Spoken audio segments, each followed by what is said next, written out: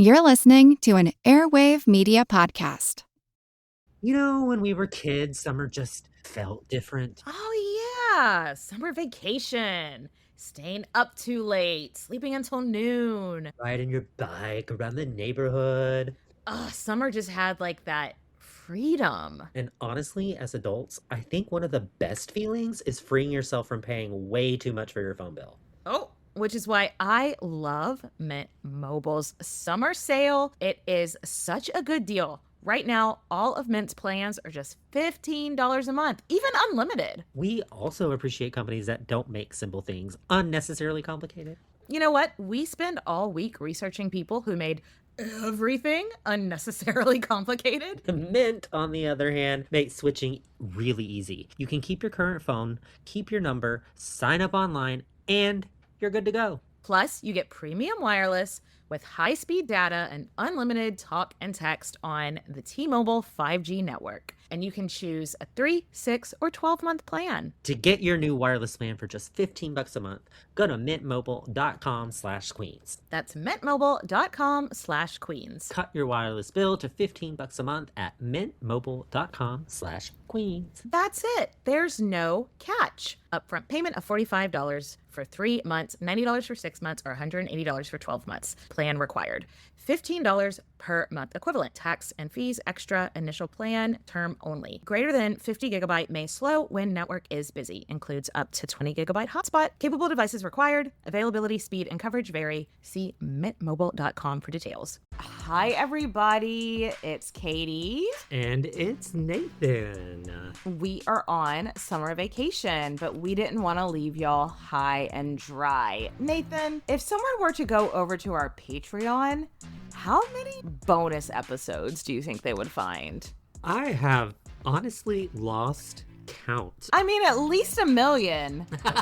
Yes, at least 1 million. And it's not just historical women that we cover over there. We go over cults, current events, Pop culture. Yes. Haunted locations. So this episode is a peek into what lives behind the Patreon wall. If that is your thing, find us over there. And we will be back from this summer break in September. So Nathan, cheers. Cheers.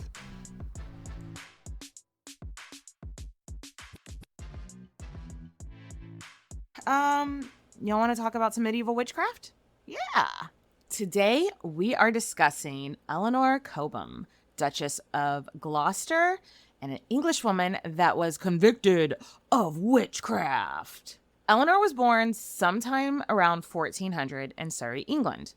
We don't really know for sure when or if 1400 is even the right year, but you know what? You shouldn't be surprised by that. You know that they didn't write down when women were born. So, but in 1400 or circa 1400, what was going on in England? We've just spent so much time there. Yes, the 100 Years' War, don't call it the 116 Years' War. So she was born in the midst of that into a noble family in England. She was born in Sterborough Castle, which there is still a building there today, but it's not a castle. Around the mid 18th century, I guess the castle Eleanor was born in was looking pretty rough, so they just tore it down and they put in a house that they call like a garden house or something. I mean, it looks like 2 or 3 times the size of my house, so quote unquote garden house, but not a castle. Anyway, why am I talking so much about this castle? Because it actually gave me a little bit more insight into her early life and her family, more so than anything else I could really find on her when it comes to like her childhood. So her dad was this guy named Reginald Cobham, and his dad built this castle in the 1340s. Reginald's dad was like a hard ass on the battlefield, as far as I can tell. And being a badass on the battlefield, he becomes buddy-buddy with the king at the time, Edward III. And because of this friendship and all this battlefield glory, quote unquote, he gets a really great marriage out of it from becoming the king's friend. He got a castle. He becomes a baron. And so he sets his family up to be pretty bougie. So, moral of the story is sometimes violence is the answer? Question mark. So Eleanor's mom was named Eleanor Culpepper. And hey, I bet some of you Tudor nerds are like, hey, I know that name. If you're anything like me, your ears perked up when you heard the name Culpepper, because remember the infamous but completely made up last words of Catherine Howard. She supposedly said, "I'd die a queen, but I'd rather die the wife of Culpepper." She definitely didn't say it, but that's what they say. It's because she was having an affair with Thomas Culpepper, which was a guy in the nobility. She is really well connected on both sides of the family. They were nowhere near the throne. Like, they're nowhere near being dukes and duchesses and whatnot, but they're still nobility. They're still doing pretty good. According to a genealogy website that I found, because there's not a whole lot of sources, I don't know if it's true, because also the genealogy website had no sources on it. I'll link in the show notes if y'all want to see it. But Eleanor probably had 2 brothers and 2 sisters, so making her like a middle child of 5. Now, the other interesting thing that I learned about her family via the research on the castle she was born in is in 1415, there was a battle in the 100 Years' War known as the Battle of Agincourt, which I feel pretty confident that we covered in the Isabeau of Bavaria episode. But it was a huge win for England, and they actually took the Duke of Orleans, or Orleans, hostage, and he was held here in Starborough Castle in 1415 when Eleanor was about 15 years old. So unless our girl Eleanor was sent off to be raised at another household or something, which we don't know, it's possible. But there's also the possibility that she would have met the enemy. She may have come face to face with an enemy duke. And I think that is really interesting and kind of cool. Okay, on to things that we do know for certain. Let's get out of the speculation station. In 1421, there was a French duchess named Jacqueline, Countess of Hainaut. She married into the French royal family, and the French royal family at this time was like an episode of Jerry Springer. Like, if you're too young to get that reference, that makes me feel really old. But Jerry Springer was a really trashy talk show in the 90s where trashy people came on and were trashy on TV and had fights and threw things at each other. And that's basically what the French royal family is right now. So like they're tricking each other into dangerous situations. They're hiring hits on each other. And Jacqueline is like, yeah, I'm not for this. This is a bad look and I don't want to be associated with y'all. And so she flees to England and she petitions for a divorce from her Duke husband. It was a big fucking deal. So the King of England at this time is Henry V. He welcomed this Jacqueline Duchess lady. He welcomed her to the English court like she was fucking Beyonce at the VMAs. Like, open arms, rolling out the red carpet. It was a big fucking deal. Like, OMG. The enemy is so sloppy that one of their wives has come over here and asked for safe haven, basically. Like, how embarrassing for y'all that y'all's wives don't want shit to do with you. LOL. She is defected to their court. She is seeking asylum and she's trying to get a divorce from the Pope. Okay, but what does that have to do with Eleanor, our witchy duchess? Well, Eleanor Cobham is about 21 at this time and unmarried. So when the king puts out help wanted ads for ladies in waiting for this runaway French duchess, all the noble women, especially the single ones from all over the country, are throwing their hat in the ring, putting in their application, choose me, I'm going to be such a good lady in waiting. And Eleanor puts in her application and she gets a job offer, which she accepts. She is now a lady in waiting to the most famous woman in the country right now. So her getting hired, what does that tell us about her? Well, remember, England is pulling out all the stops for this refugee duchess. So I'm guessing they aren't hiring just anyone to be a lady in waiting. These are going to be the pretty ladies. So we have to assume that Eleanor was at least conventionally attractive. We have to assume that she's educated. They're not hiring ladies that can't read. They're hiring ladies that know their 1, 2, 3s and ABCs. Absolutely. They're also hiring people from families that are rich enough to have the best clothes. And it also tells us that she is probably marriage-minded. She's not married yet. She is probably hoping, or at least her family is probably hoping, that this job is going to put her in front of some wealthy dudes, and maybe she'll get a rich husband out of it. So I think it's safe to assume that she's smart, she's pretty, and she is ambitious. Because rich women don't stay single for long, this runaway Duchess, Jacqueline, was married off to the Duke of Gloucester, a guy named Humphrey. If you go back to the Margaret of Anjou episode 1, Humphrey is Margaret's first enemy. Girl had a lot of enemies, but he was the first one that she was like, I don't trust this guy. The Duke of Gloucester, because he didn't want peace with France. So that's the guy we're talking about, but this is like 30 years prior or something like that. This is a long time beforehand. Not 30 years. What year? This is 1422. What year did Margaret of Anjou become queen? Okay, so this is about 20 years prior. She became queen in 1445. This is 1422. Anyway, in 1422, Humphrey had relatively little power. The king at the time was Henry V, and Humphrey was his youngest brother. A little brother who was still proving himself until Henry V died. And now Humphrey is Lord Protector of the 1-year-old king, Henry VI, and also now third in line for the throne. Now, when did Eleanor and Humphrey start looking at each other? I don't know. We can't say for sure. But what you need to know is that Humphrey's marriage to Jacqueline was a huge scandal. And it was not really recognized outside of England because I don't think she had fully gotten her divorce from her first husband. And so Jackie is like the richest heiress in Europe at the time. But her land and her money are being held hostage because they still kind of technically belong to her first husband, who is not recognizing their divorce. It is this whole thing. So Humphrey and Jackie are like, okay, we are going over to Europe to get my money back. We're going back to get my land. And I think the reason Jacqueline would have gone is, one, she's like the figurehead. Because I was like thinking like why women don't usually go if it's going to be battle, except for Margaret of Anjou.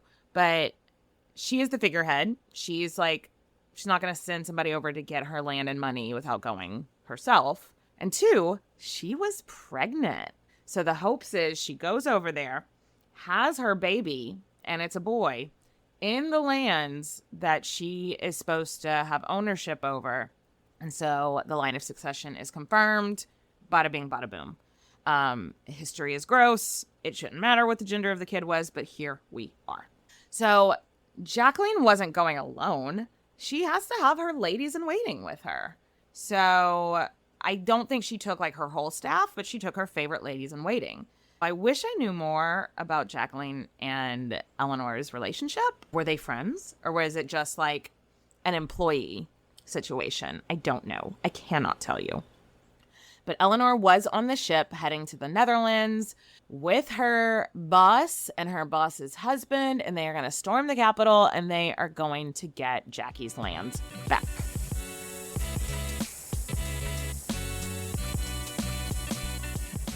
I don't know why, but I feel like talking about everyone's age in this scenario is relevant. This is about 1424-ish. So Eleanor is about 24-ish. For a noblewoman, that's getting up there in age to not be married, honestly. Jacqueline is about 23, and this is her third marriage, which maybe Jacqueline needs her on an episode.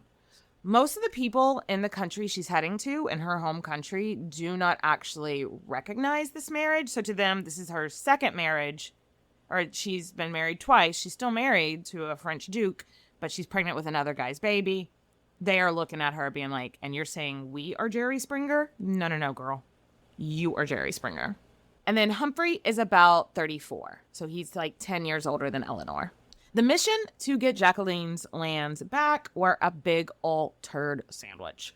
It just all kind of came to an end when Jackie had a miscarriage. Just everything was going bad, and then she had a miscarriage, and Humphrey just says, I'm fucking done here. He obviously didn't love her. He's like looking at this marriage that is such a scandal, such a pain in his ass, and then he doesn't even have a child out of it. So, dick move on his part, but he's like, nope. And he leaves Jacqueline behind. He starts seeking an annulment, which was easy for him to get since most of the world didn't view them as married anyway. And he heads back to England. But he's not alone. He has a new mistress. And he is courting her pretty openly. And her name, in case you haven't guessed, is Eleanor Cobham. Eleanor and Humphrey were married about 2 years later. So apparently it did take a little red tape cutting to make it totally legal for them to get married, because I think otherwise they would have gotten married right away. And I have no idea what Eleanor was doing in those 2 years. She may have still lived with him. Like, they may have been kind of living in sin, but technically she worked for him. She worked for his ex-wife's household, which would have been his household. So there may have been a loophole for them to, like, still live together, even though they weren't married yet, because she worked for him. Yeah, who knows? But by 1428, the two were married, and Eleanor is now the Duchess of Gloucester. Not too shabby. And despite it not being really a marriage of equals, Humphrey was like way, way above her in status. It did turn out to be a really happy and popular marriage. People liked them. They were fun. They were smart. They were rich. They were good at parties. They got along. They loved each other. Hey, super cool. Eleanor was super popular. Queen Regent Joan of Navarre, who we've talked about, gave her several notable and very generous gifts. So we have to assume that she's getting along with the wider family. And she was made a Lady of the Garter, which was just a really, really exclusive club. And it was a big fucking deal. I'm sure we've talked about the Order of the Garter here in my corner several times. But yeah, it was just a really exclusive club for the nobility. On top of all of this, it seems like Eleanor and Humphrey really liked each other. I know that feels like the bare minimum in marriage now, but back then in nobility, it wasn't a given that you were going to actually like your spouse.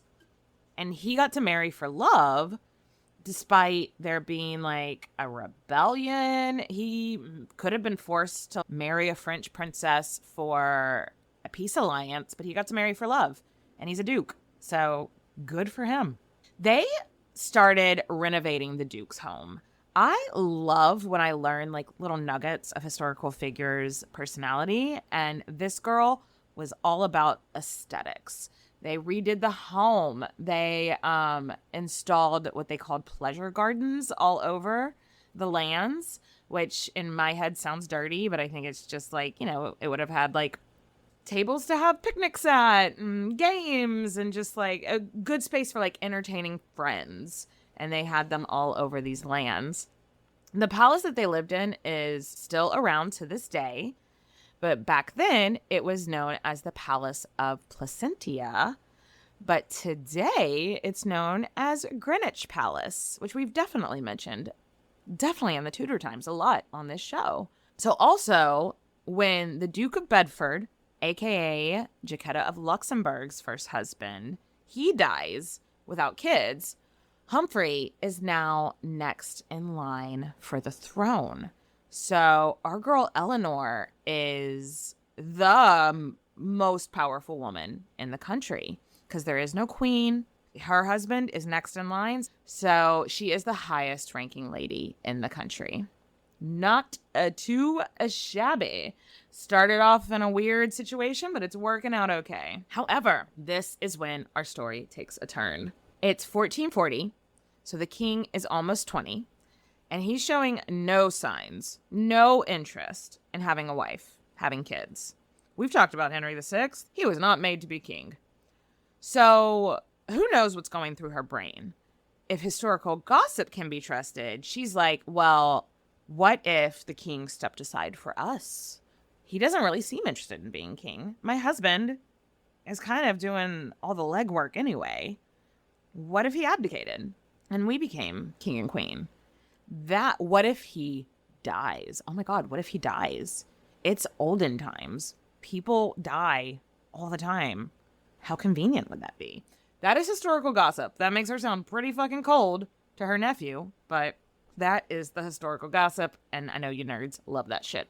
Side note, Eleanor and Humphrey didn't have kids either. So I don't know why they thought that they would be more accepted when the whole thing is about like the line of succession. I don't know, but okay, girl. So they say in about 1440 is when Eleanor started going to astrologers. Now, this was not in itself unnormal. That would have not thrown up any red flags. People went to astrologers for all kinds of things. But when word got out that one of her astrologers was like, yeah, the king is going to suffer like some tragedy in the next year or so. He's going to suffer some kind of illness, very vague. Not that he's going to die. He's going to suffer some kind of illness and he's going to be unable to be king next year. When word gets out that that is the news that she received from the astrologer, shit took a different turn than I think she expected. It's one thing to ask an astrologer, will I get pregnant? Will I have a baby? Will I meet a nice man? Will money go right for us? It's a completely different ballgame to be like, tell me about the fate of the king, you know? I mean, to even talk about the king dying in and of itself was treason. So, yeah, not a great look. Now, I don't know who snitched. Snitches get stitches. But this prediction got out, and Henry VI freaked the fuck out. He immediately had his own astrologers read his chart, and they were like, don't worry, we don't see any big illness coming upon you in the next year. So he was like, okay, wonderful. But then when he calmed down, he was like, wait a minute. I don't like the Duchess asking about my fucking death. I don't like that one bit.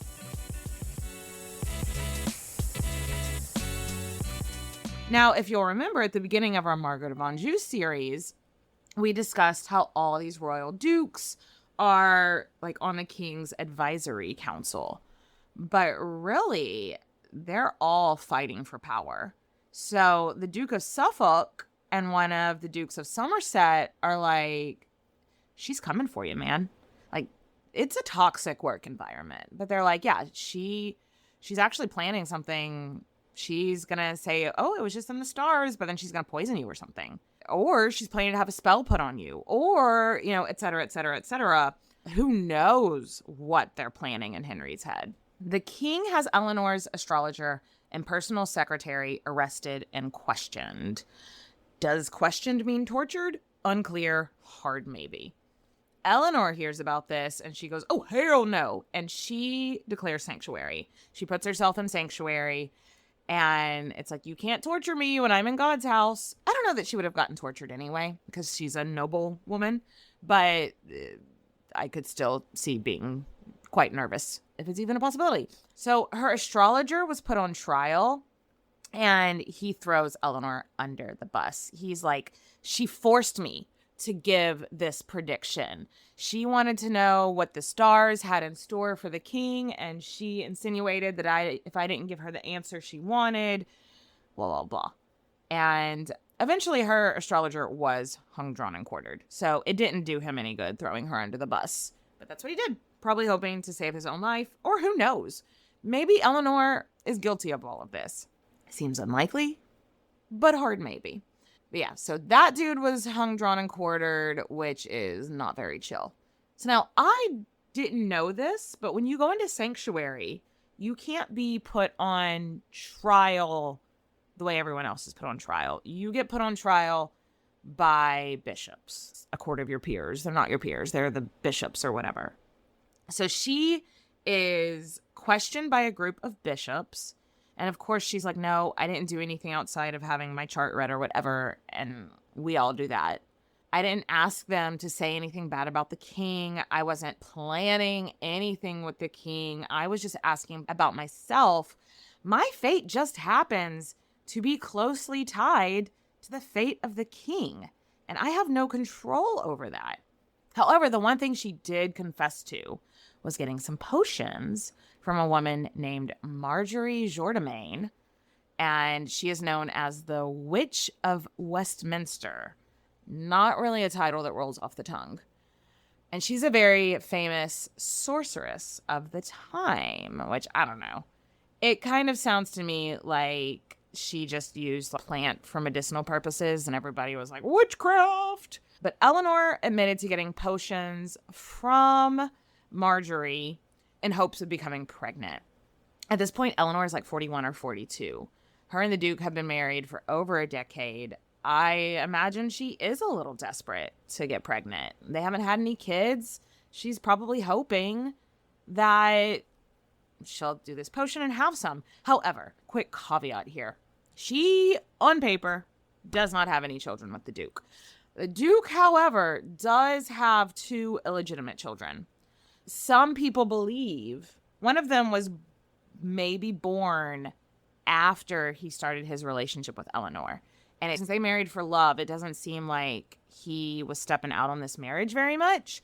So it is completely possible that one of his illegitimate children is actually Eleanor's child, a daughter. Who knows? Who knows if that's true? But still, only maybe one kid in all these years. She's desperate to have more children. She probably really, really wants a son, So she is getting a potion from this quote-unquote sorceress, which I guess would have been viewed as not witchcraft, not doing a witchcraft if she would have admitted this to these bishops. Or it would have been considered a witchcraft that they felt sorry for her about. So on October 23rd, 1441, the bishops, they found Eleanor guilty. I'm just imagining, I have been so close. If I was her, I'd be like, I've been so close to the king for most of my life. Let me talk to him. He's my nephew. He loves me. Let me explain. This is a misunderstanding. I didn't know. No, I just feel her anxiety through the centuries. But it's not the case. She doesn't get to talk to the king. And if Humphrey was doing anything to help her, it is not documented. Maybe he thought she was guilty. Who knows? I don't know. There is so much undocumented, so I'm hesitant to be like, fuck Humphrey. He was throwing her under the bus too, because we don't know what he was doing. Maybe he was trying to quietly petition for her. You have to be so careful when it comes to witchcraft in the medieval times, in ye old days, Anyway, luckily her marriage did save her from being hung, drawn, and quartered, like her astrologer was. She wasn't burnt, and Marjorie, the sorceress Marjorie, was burnt at the stake. So being a royal duchess saved her from that fate, thank God. The first penance she had to do was walk through town barefoot, carrying a candle, and she did this on 3 separate occasions. The walks weren't very long. So, it's giving Cersei Game of Thrones. It's giving Jane Shore. She did it barefoot with a candle and some raggedy clothes, looking very, very sad. It reminds me so much of Jane Shore's walk that happened a generation or a couple later. That episode is available if you would like to go find it. Just search Jane Shore's Walk of Shame.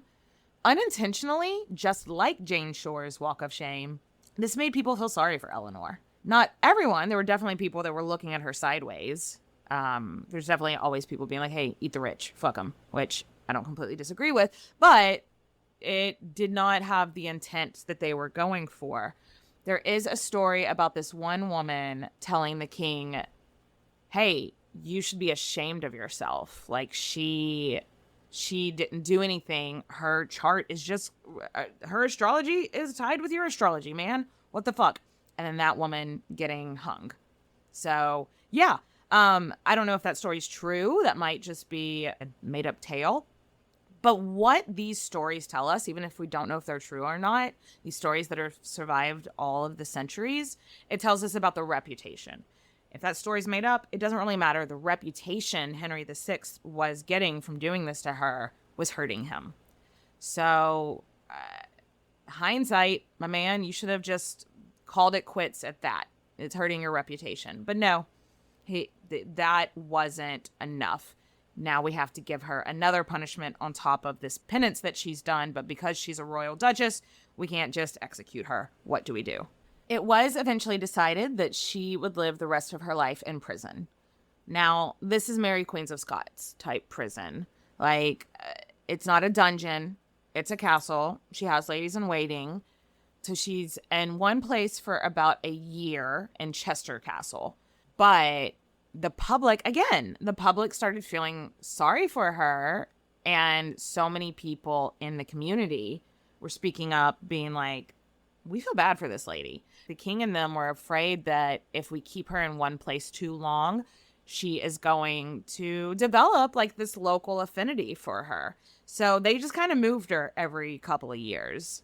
And so she was just moved. I think she lived another 10 years. And so I think every 2 or 3 years they moved her to another castle. She lived in relative comfort, but probably not very happy. Probably pretty bummed out, pretty lonely.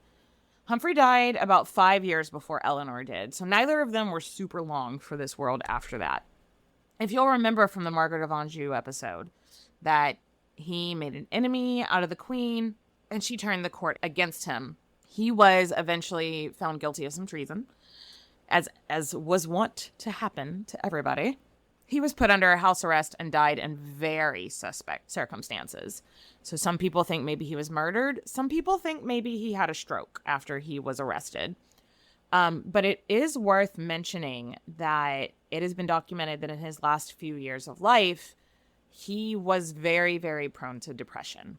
And again, since we don't have a whole lot of things to go off for these people, it makes me go, okay, I bet he's prone to depression because he did love Eleanor. It bums me out that there's nothing to suggest that he did anything to help her. But also, if he did things to help her, he would have had to do it quietly. You know? I wish we knew more about their relationship after the arrest. He certainly never married again or anything. It doesn't look like he filed for any kind of annulment, so maybe they still got to keep in touch. I don't know. But yeah, they say that he was in a deep depression by that point in his life anyway. So could have still loved Eleanor. Could also because he realizes that the fates have turned against him. Things aren't going great for you, my man. Before we go, I want to have a quick look at what the astrologers said were going to happen to the king. They said that Henry would suffer some kind of life-threatening illness and would be out of commission. And they said that in July or August of 1441.